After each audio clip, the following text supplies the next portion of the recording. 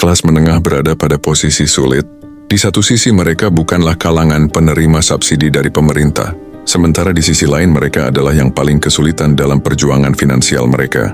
Kelas menengah di Indonesia umumnya mengkonsumsi listrik di atas 900 kWh, tidak mengkonsumsi beras jenis raskin, tidak mau menggunakan obat generik, mereka pun sedikit yang mau berobat ke puskesmas. Selain itu, kelas menengah ini tidak masuk list daftar penerima bansos dari pemerintah.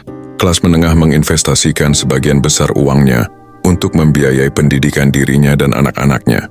Investasi pendidikan ini tentu saja besar harapan untuk mendapatkan pekerjaan dengan besaran gaji yang layak untuk pemenuhan kebutuhan sandang, pangan, dan papan, serta kebutuhan loks atau mewah jika dapat rezekinya.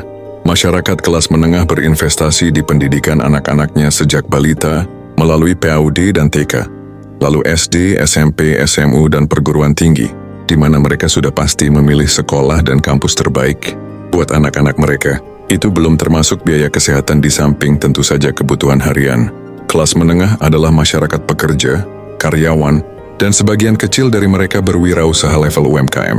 Berbeda dengan masyarakat kelas miskin yang hampir tidak mungkin untuk ditarik pajak, maka kelas menengah adalah yang paling disedot dan dieksploitasi finansialnya oleh pemerintah.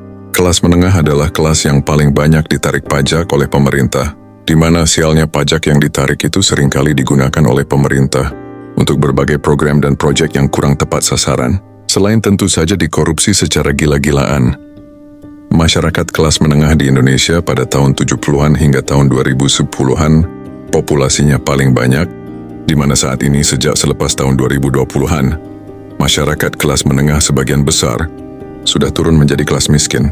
Jika berdasarkan standar Bank Dunia tahun 2025 ini, jumlah kelas miskin mencapai lebih dari 60%. Naiknya jumlah kelas miskin baru adalah limpahan populasi kelas menengah yang turun jadi kelas miskin.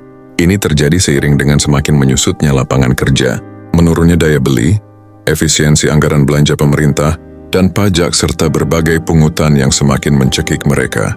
Masyarakat kelas menengah yang sebelumnya merupakan aset negara, saat ini terancam berubah menjadi beban negara, karena turunnya derajat mereka secara finansial menuju kelas miskin.